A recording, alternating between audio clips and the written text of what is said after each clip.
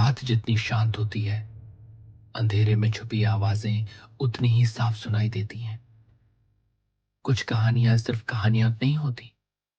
कुछ दरवाजे ऐसे होते हैं जिन्हें खोलने के बाद इंसान कभी पहले जैसा नहीं रहता। तो लाइट बंद कर दीजिए, हेडफोन लगाइए और तैयार हो जाइए, क्योंकि आप सुन रहे हैं सूरज पॉडकास्ट। भुवनेश्वर में लगातार बारिश हो रही थी। रात के लगभग 11 बजे अर्जुन ऑटो से पुराने शिवाय हॉस्टल के सामने उतरता है। हॉस्टल बहुत पुराना था। दीवारों पर पानी के निशान, टूटी खिड़कियां और ऊपर तीसरी मंजिल पूरी अंधेरे में डूबी हो। दरवाजा खोलते ही बूढ़ा केयर टेकर उसे घूरने लगता है। धीमी आवाज में वह कहता है, कमरा 204 तुम्हारा है, लेकिन याद रखना, रात 2 बजे के बाद तीसरी मंजिल पर मत जाना। अर्जुन हंस देता है। उसे लगता है कि बूढ़ा उसे डराने की कोशिश कर रहा है, लेकिन जब वह सीढ़ियों से ऊपर जा रहा था, उसे ऐसा लगा जैसे तीसरी मंजिल की रेलिंग के पीछे कोई खड़ा उसे देख रहा हो। पहली रात, बारिश की आवाज, धीरे घूमता पंखा और अचानक टक टक टक। रात के ठीक 2:13 बजे अर्जुन डरते हुए दरवाजा खोलता है। कॉरिडोर खाली था, लेकिन फर्श पर गीले पैरों के निशान बने हुए थे जो सीधा तीसरी मंजिल की तरफ जा रहे थे।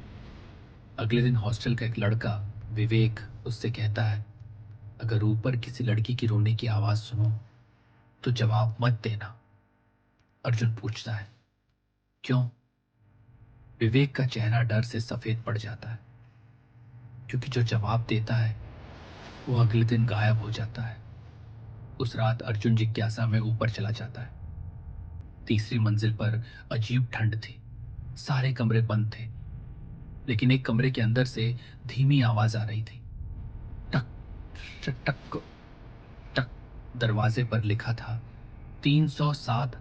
अचानक पीछे से किसी लड़की के रोने की आवाज आती है। अर्जुन मुड़ता है।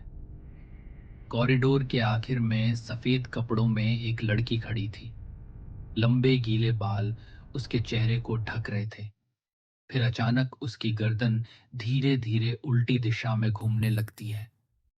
अर्जुन डर कर नीचे भाग जाता है। अगले दिन अर्जुन केयर टेकर से सच्चाई पूछता है। केयर टेकर कांपती आवाज में बताता है, 2018 में रूम 307 में रहने वाली एक लड़की नेहा अचानक गायब हो गई थी।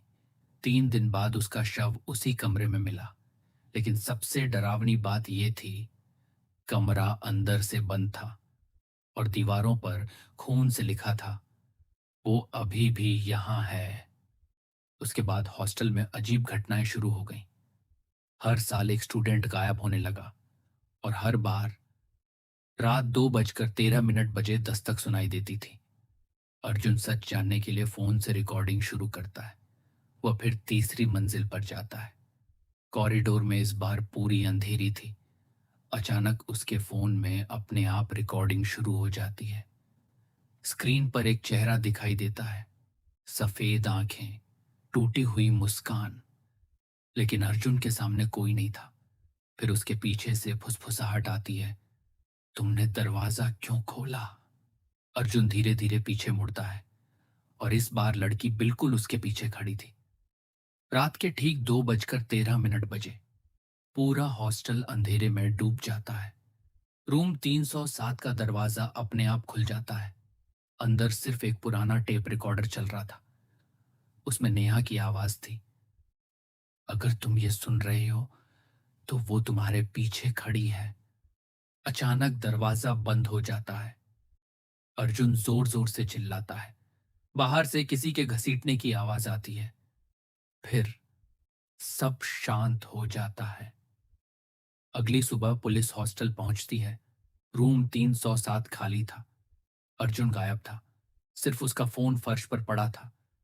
फोन की आखिरी रिकॉर्डिंग में सिर्फ भारी सांसें सुनाई देती हैं और फिर एक धीमी आवाज, रूम 307 अब फिर से खुल चुका है। तो ये थी आज की डरावनी कहानी। लेकिन याद रखिए, हर कहानी सिर्फ कल्पना नहीं होती।